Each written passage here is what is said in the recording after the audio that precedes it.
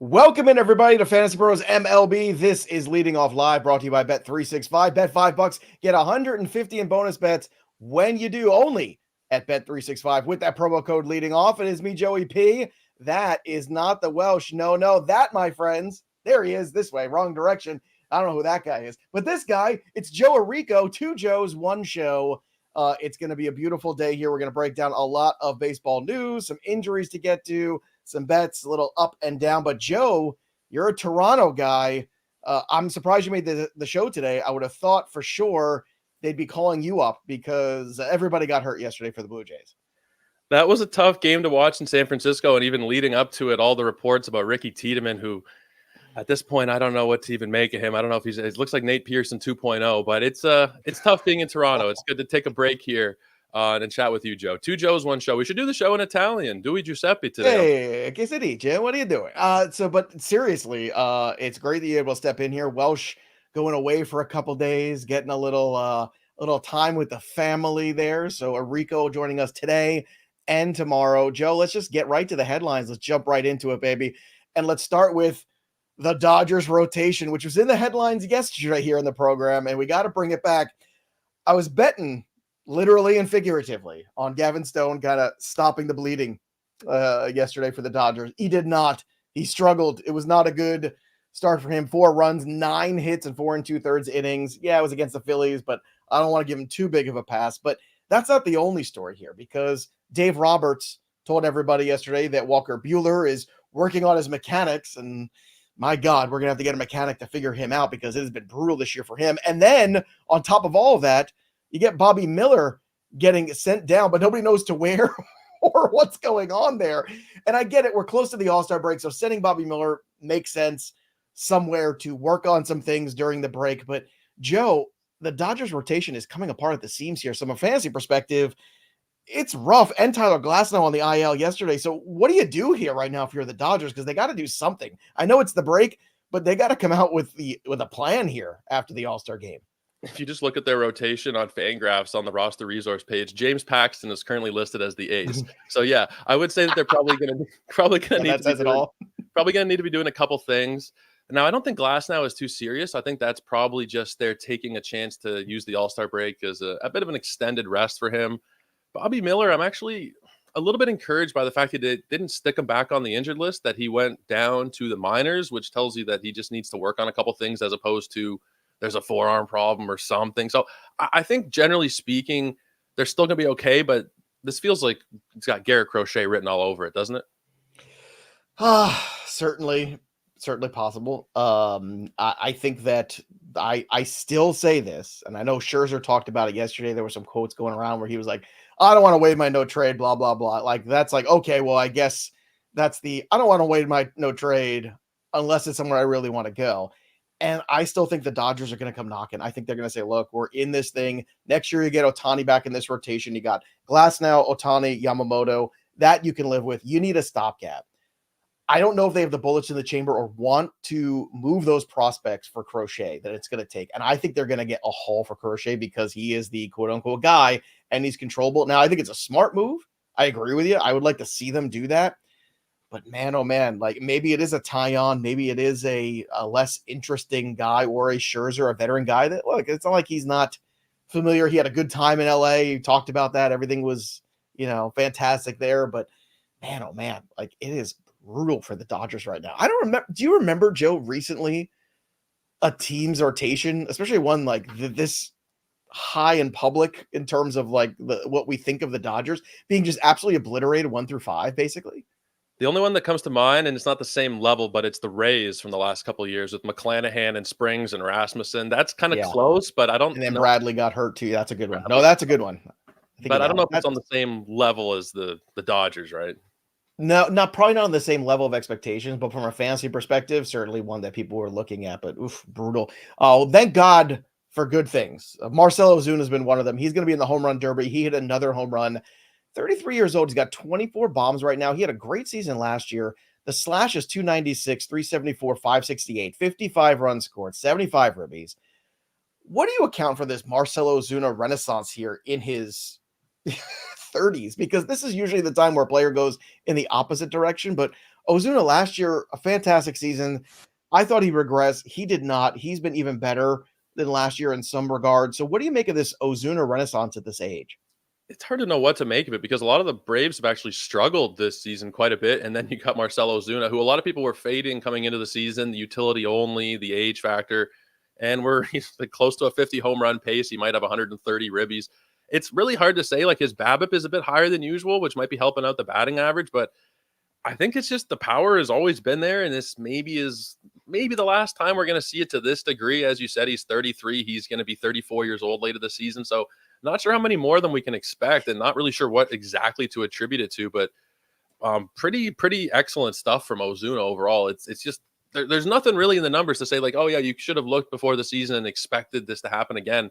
It's just one of those baseball things that's really hard to put your finger on. It's like he's becoming Nelson Cruz or something, Yeah. like before our eyes. And I feel like that was the same conversation, right? Cruz was kind of a late bloomer, had a couple good years in his late 20s into his early 30s. Yeah. We're like, okay, this is going to end. And then he ended up playing until he was 40 and he was still incredibly productive. Maybe it's that DH spot. I don't know. Whatever it is, it's working for Ozuna. He'll be interesting to watch there too. Larry's got a question. I think Larry actually messaged me this morning and I gave him an answer, but he must not have liked that answer. So he wants a different Joe to answer it. Larry wants to know Xander or Jimenez rest of season. I won't tell you my answer, Rico. I want to see what you say. I'd have to say, without digging in a lot, I'd have to go with Jimenez, the guy who's healthy and has been pretty solid to this point. I'm not sure with Bogarts once he comes back, what's the level of production going to look like. I think Jimenez is the safer play in an elite offense. They're both in great lineups, but I think Jimenez is also double eligible, second and short in a lot of cases. So I think that he is overall, I think, a safer play. But what are your thoughts, Joe? I went with Xander Bogaerts, just a Yeah. better player. Yeah. Last year in the second half, had a great second half after struggling. He did have a slow start, but really was putting things together right before he got hurt. I'm going to go with the track record of Xander Bogaerts, but I don't think Jimenez is like the wrong answer. I do agree, depending on your roster, the safer one probably. So that's the way I would go. So there you go. There you got two Joes now giving you different opinions. Go make your decision, Larry. Framber Valdez. Remember when Welsh wanted to get rid of him and I said, no, it's a bad idea. Well, guess what? Welsh isn't here. I warned you, Welsh. I warned you, and I could say that now, and he's not around. 10 strikeouts for Framber yesterday. It was against the Marlins, but still. Tobias Myers, 8 scoreless innings, 6 strikeouts. This 25-year-old is now at a 3.13 ERA, a 1.13 whip, 62 strikeouts to 20 walks and 72 innings. So the strikeout rate isn't quite elite, but Myers is a guy I don't think we've talked about on this show all year long. Joe, this rotation seems a little iffy for me for the Milwaukee Brewers the rest of the season. It seems held together with kind of, magic and strings and illusions. I don't know what it's held together with right now. Barely Freddie Peralta and some other things. What do you make of Myers? Do you think this is a guy that you can count on the rest of the season? Because so far it's been pretty good for him. It has been pretty good. I think that he has been a bit lucky. 262 BABIP. He's straining nearly 85% of base runners. Not a ton of strikeouts there. I think if you're in a shallow league, he's a little risky. Eddie's comment here is kind of where I'm going as well. I think he's good, and I think if you're playing in those deep 15-team leagues, NL only, then he's definitely viable. Once you're talking like standard size 10 and 12 teamers, I think he's more of a streamer than somebody that's like, I got to get him on my roster type of player. Yeah. And also, go back to that Xander conversation. I just double checked too, because I thought Xander qualified at both also. So eligibility shouldn't be your tiebreaker. Safety with Jimenez, that's fair. Upside with Xander Bogaerts, that's fair too. I don't think you can go wrong. Honestly, trade one of them. Like trade whoever's going to bring you back the most, because if you don't have room for both, that's what you want to do. Julio Rodriguez, big day yesterday. We talked about, right? Everyone's, yay, we were all excited. Or 2 days ago, I should say now, because we talked about it yesterday. 4 for 4 with a homer. Well, he struck out 4 times on Wednesday. So there you go. The ups and downs of Julio Rodriguez continue. Let's have a little fun. Paul Sewald actually saved a game yesterday. That's a good time. Ezekiel Tovar actually got some hits, 2 of them. And Max Meyer gave up 1 run in 6 innings for AAA yesterday. So, Joe, it looks like 6 innings we're stretching Max Meyer back out. Are we going to see him when we come back from the All-Star break? I say yes. What say you? We should have seen him a while ago. So I think that, yes, he probably will be up after the All-Star break. The guys that they're trotting out there, we do this all the time, Joe. We look at baseball names all the time. And sometimes I look at a Marlins starting pitcher. It's like, who is this guy again? Max Meyer was really, really great when he was up earlier in the season. And he's got a great pedigree, great minor league pedigree, high strikeout upside. I don't know what they're doing. I really don't. I think the team is just a huge mess this season. The general manager came out at the end of April and said they were throwing in the towel for the year. So Yeah. I don't know exactly what to expect or how much we can trust them, but he should be up. If you have room to stash him, if you have a minor league spot or something, I think the talent is definitely there, that it's worthwhile. But if they waited another month after the All-Star break, I wouldn't be shocked by that either, just based on how things have gone. Kim Ng left and everything just reverted back. It felt like she came in there, cleaned up the mess, made them respectable, made them a playoff team. Yeah. I mean, hello, made the Marlins a playoff team. I wish the Mets were a playoff team once in a while. And Lee, I did see your comment about Brandon Nimmo, so we'll get to talk with him in a second. But seriously, like then she wanted more power. They told her no. She left, and guess what? We're right back to being the Marlins again. I don't understand this at all, and it is laughable. I agree with you that Max Meyer is where he is. Like as if somehow the games were going to matter more for them in September than they would in April and May. Like let this kid pitch. I don't know what they were doing. It's crazy. I think of all the time wasted. I'd rather just give him 115 innings or whatever it is at the major league level and just shut him down at the end of the year when those games really don't matter for you. At least you might have been able to sell to your fan base, hey, look, we're being competitive. We're doing some stuff here. Just ridiculous. Let's get to the rookie lookie. Good things there. Joey Loperfido went yard. Ben Rice and Alex Verdugo in Wednesday's lineup, a little bit of a switch there. Rice went from leadoff to cleanup. I like Rice more as a leadoff guy for the Yankees. I think they need that OBP as that engine. He's got a very high career OBP in the minor leagues. I don't like this move. What do you think about this? It's not my favorite. I don't know why what is Alex Verdugo? It's almost insulting to Soto and Judge to have Verdugo in front of them. Ben Rice has been great. You know, he's getting on for fantasy point of view. You got a catcher eligible guy who's not catching, who's hitting in front of those two guys. It's like he's probably a top 10 catcher at that point. Now, if he's behind them, that's still really beautiful for fantasy purposes. Maybe you exchange a few runs for ribbies, but I don't really understand it. I don't know what they're doing there with Verdugo. He's not been good for a while. I know that there was a good stretch earlier in the season, but I'm just really confused by it. I'm really confused by it.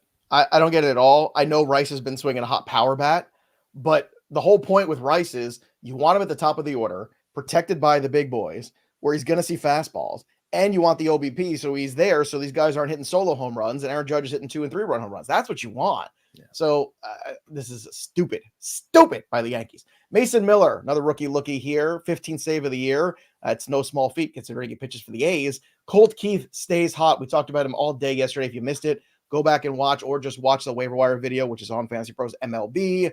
Another good day for him. He had a triple and an RBI yesterday. Brooks Lee, another homer, another one of our guys too we talked about yesterday. And we've been talking about for weeks before he got called up. So hopefully you were ahead of the curve there. So another good day for the rookies, which is nice considering April and May, not great. June, a little better. July, starting to come together for the rookies a little bit. 3 up and 3 down. Michael King was really good. He struck out 9 guys, but he still lost and I made money. Yay. Let's go, Mariners. Somehow that happened. I got lucky on that one. Nick Pivetta, 10 strikeouts of his own in 6 2/3 against the A's. More on the A's to come here as we get to the bets. And Shota Imanaga, 6 strikeouts, 6 shutout innings against the Orioles. Imanaga, that was a tough contest for him on paper, a real test. What'd you think of how he came out after, some spotty performances over the last 5 or 6 starts for him? Yeah, it's been a little bit up and down, which I think we had to kind of expect. The term regression gets thrown around, but you're just not going to carry like a sub 1.5, sub 2 ERA for the whole season. So I think those starts where he did get knocked around a little bit were those quote unquote regression games. Fewer than 3 earned runs in 15 out of 17 starts this season. It's just those 2 blowups were just so ugly. It was like 10 and 7 earned runs, but I think he's a solid 20% strikeout minus walk guy. I think he's roughly a 3 ERA. The things that you got to think about, he's been a lot better away from home, and he is giving up quite a few barrels, and there will probably be a few more home runs allowed than average, but it's kind of a minor concern. I think Shota's really, really excellent. It's funny. Whips was bringing up a thing about Meyer in the chat about service time manipulation. I don't think it's that because he was already up before he got hurt. So I think that ship has sailed with him. I believe Max Meyer. Is that what we're talking about here? Yeah, I think that's what they were talking about there. I could be wrong, but I think that's what they were talking about. And Wonky Penguin, definitely the quote of the day. Shocking that a woman came in and took care of all the problems. Wonky, that's why you're around. That's why I pushed for you to be here with us at Fantasy Pros full time so hard. So Can you see all the mess you had to clean up? I mean, we needed Wonky Penguin around these parts. I hope you're feeling well too, Wonky. I haven't talked to you in a couple days. Hope you're doing okay. 3 down. Logan Webb was not okay. 7 runs, 5 innings, 8 hits, and a walk, only 4 strikeouts. A weird year for Logan Webb. I feel like every time you think it's safe, then something happens and it's bad. Frankie Montas, one of the guys I wanted to trade 2 weeks ago because he had a couple good starts in a row. Well, 5 earned runs, 8 hits yesterday against the Rockies. Boo. And Charlie Morton, 4 runs, 5 strikeouts, and 6 1/3. Not great. Let's get to the injury news, Rico. We had Yordan Alvarez removed yesterday with a right hip tightness. Now, I didn't see any updates yet on this one. This doesn't sound good to me. Do we think this is just precautionary? It seems like it was, or should we be a little bit panicked here as we're getting closer to the break? I don't love it. The thing that drives me insane, it happened stealing a base. What are we doing? What are we doing, Jordan? You can hit 45 plus home runs. I don't care about a couple of steals if this is what the cost is going to be. Hindsight's 2020, obviously, but if he stole 0 bases, I think we'd all be pretty okay with it. Just mash the ball, hit 300, drive in 120 runs. This is brutal. I hope it's not too serious, but it's good we got a little bit of a break here for him to maybe recuperate a little bit. Let's hope. I mean, I want to see him in the All-Star game, but we'll see. We'll see. This is what happens every year. Everybody right before the All-Star break, gaping, they have like a little, I hurt my finger, I have a tight hamstring, and next thing you know, they just take a week off and they don't play. Zach Wheeler, good news. MRI was clean on the back. That's good. Joey Ortiz began a minor league rehab assignment. Actually, he's going to get it today. What am I saying? On the neck that was bothering him. Reed Garrett goes to the IL with right elbow inflammation. So all those people that told me that Edwin Diaz wasn't going to be the closer and Reed Garrett was the guy. Hey, where are you? I don't see you. I don't hear you now. Come on. Follow the money. Reed Garrett is not taking Edwin Diaz's job, and I don't want anybody to get hurt. But come on. Speaking of getting hurt, Jordan Lawler re-injured his hamstring. So for everybody who was panicking, saying, well, De Los Santos isn't going to get his opportunity because Lawler was working his way back, that seems to have gone away. But now, in a dynasty perspective here, Lawler, another injury, it's getting harder and harder to think we're going to see him before, September maybe? Yeah, even if we do, I don't think he's somebody that you got to be stashing at this point. It's like maybe we get a handful of games, but yeah, I don't think most people need to worry for this season. Dynasty is a different story, but for redraft, I don't think he's somebody you need to be worrying about. Definitely not redraft, even in deeper leagues right now. DL Hall's shut down from throwing for 3 to 10 days. So he took this comebacker off his arm. And I mean, I think I just kind of brushed it off. Whatever, no big deal. But apparently it is a big deal because now they're going to rest him from throwing for a couple days. So it must have been a pretty tough shot that he took. I didn't see it. But usually with those things, like, it's a bruise. I'm going to work my way through it. But apparently not so much. So we'll keep an eye on that. But most importantly, I think you keep an eye on when DL Hall gets his next rehab start, because that will then line him up in rotation. Again, he's not rostered in enough leagues. He's going to get a crack at this rotation out of the break at some point. Jeffrey Springs also working his way back. 3 runs, 2 earned in 4 innings yesterday in a rehab start, so that is positive. And Brian Wu is going to start for the Mariners on Friday against the Angels. That's good too. So a lot of guys working their way back, which is nice to see. Out of curiosity, too, when you're looking, Joe, at Jeffrey Springs, it's a guy that is rostered in more leagues, working his way back. I know he was so great before he got hurt last year and the year before. Do you think Springs is just going to pick up where he left off, or do you see that rust factor where maybe he is not as valuable in redraft as he is in keeper leagues? I think he's definitely more valuable in keeper leagues, but there should still be some value down the stretch. I mean, the last 3 games we saw to him were just so brilliant to begin last season.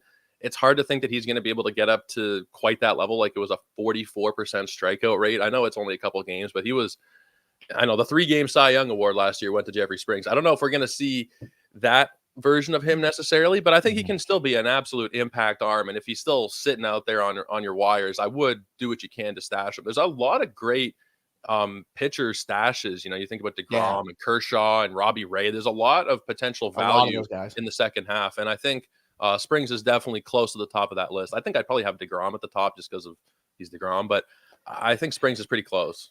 I would have Springs ahead because he's already pitching in games, whereas DeGrom's still throwing. So I think you get him back. I would have Robbie Ray possibly over both of them because I feel like he's ahead of all of them. And I think you're looking at, pitching in that ballpark is going to be a positive for him. Like, I think that's going to be a good situation. So I'm right there with Ray and Springs. Springs, I think, is the probably that guy in the middle for me personally, where I think, okay, he might be better than Ray, but I'm going to get him back a little after Robbie Ray. But Joe's 100% right. Now's the time to look at that waiver wire, look at, certain leagues you're in and see, are some of these guys that didn't get drafted or picked up, are they still floating around there? DL Hall's another one too. There's a lot of these arms right now floating around, veterans and guys working their ways back from rotations, from injuries, I should say, working their way back into rotations. Joe, it's Thursday. You know what that means. It's time for the best bets of the day with Joey P and Joe Arico, not the Welsh today, but that's okay because it's always a good day whenever you place your bets at bet365.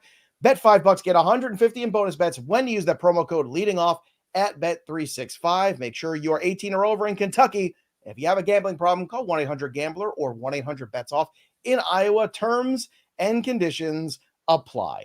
Let's go back here and take a look at some of the bets that we have laid out. Joe Arico joining us today for the best bets of the day. Welsh on vacation for the next day and two, Thursday and Friday, actually. I'm looking at Pittsburgh's money line.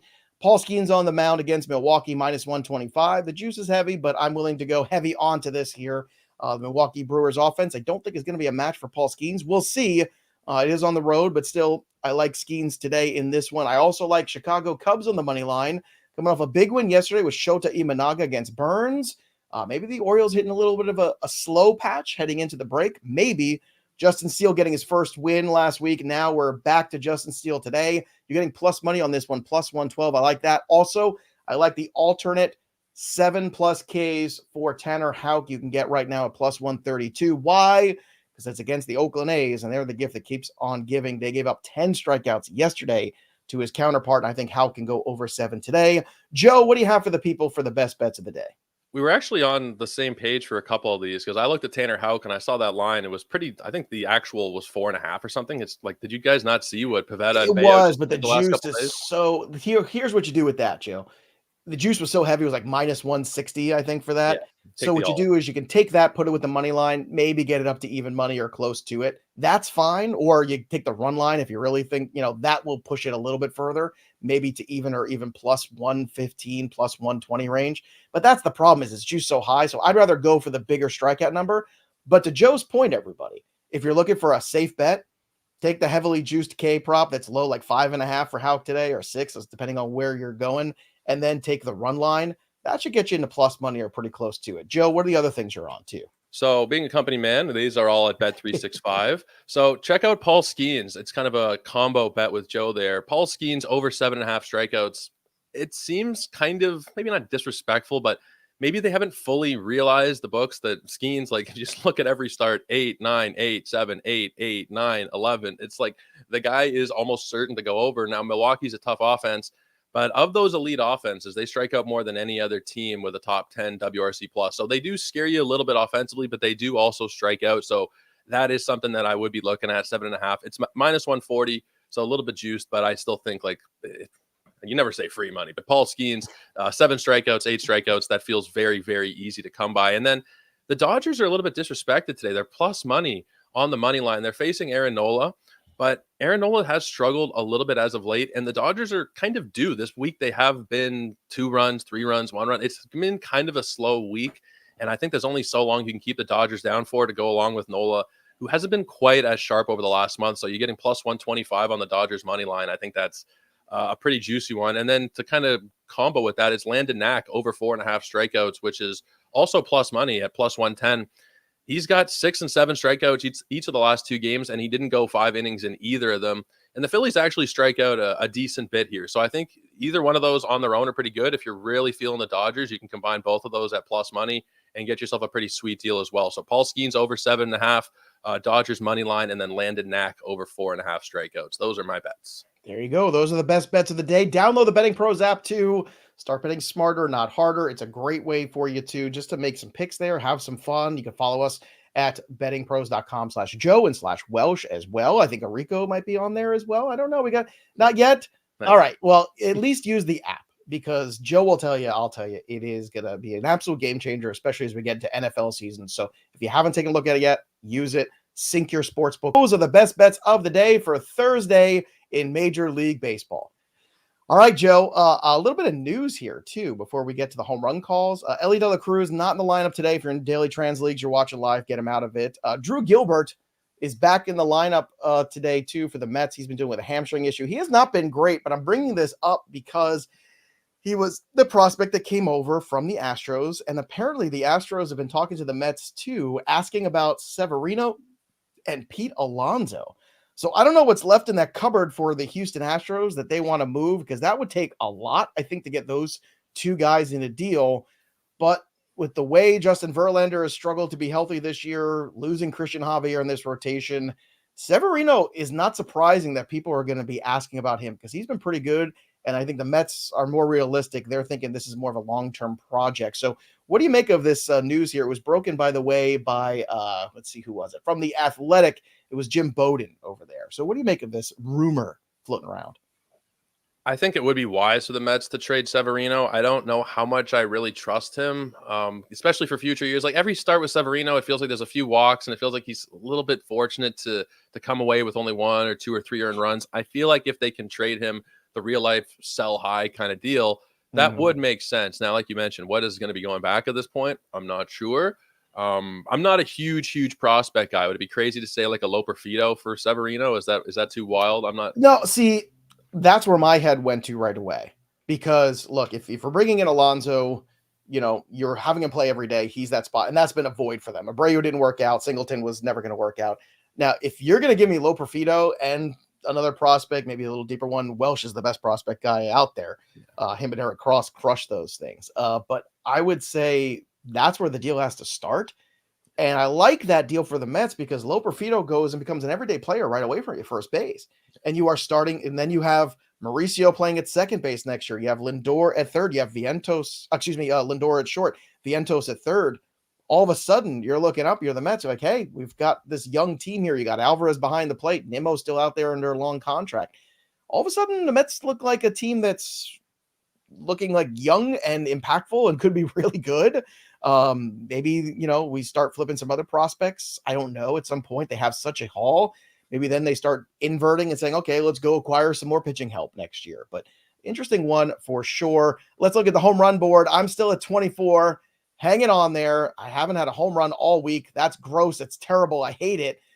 So, Joe, I'm going to call my home run today with Rafael Devers against those A's. I'm just beating up on the A's today because it just feels right, and it's easy, and it's fun. Joe Rico, you got a home run call for today? And have you been partaking in our little contest, or are you just going to have a little fun here today? We're going to have a little fun, but also I'm coming for you guys. I'm going to be doing these more often in the second half. We're going to see if I can catch up here, catch a little bit of fire. I'm going to Noelvi Marte, who had it's been a bit of an up and down ride for him since he's returned, but he started to pick things up. He went 3 for 4 yesterday, and he gets that beautiful matchup with Austin Gomber today. The classic Gombering is usually in effect when he's on the mound. So I think it's a good spot for Noelvi to take one out of the park today. I really like him, and I am coming for you guys. I'm going to be on that board by the end of the season. It's going to happen. Joe, the winner does get a signed Vladimir Guerrero Jr. bat. So if anybody would enjoy that, it would be you. And there's plenty of time left. Again, you can join our Discord. It's free. It's fun. FantasyPros.com/chat.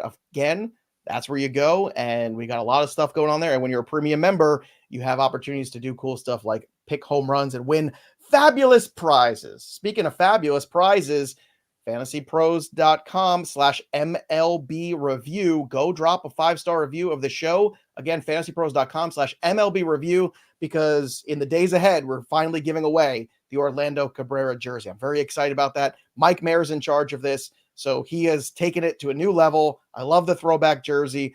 Favorite, I know you're a Blue Jay guy, but come on, favorite old school Montreal Expo. For you, maybe not too old school. I know you're a younger guy. Do you even remember the Expos?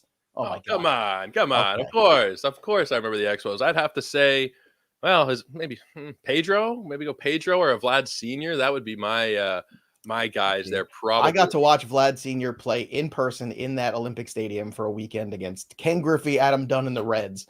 And it was so fun watching Vladdy just with that howitzer in right field, just a cannon for an arm. So fun to watch.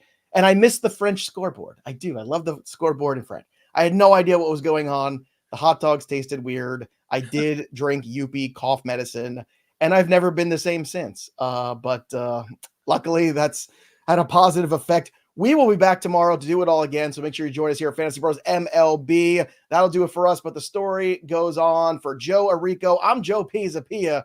We'll see you next time, kids. Enjoy your baseball today.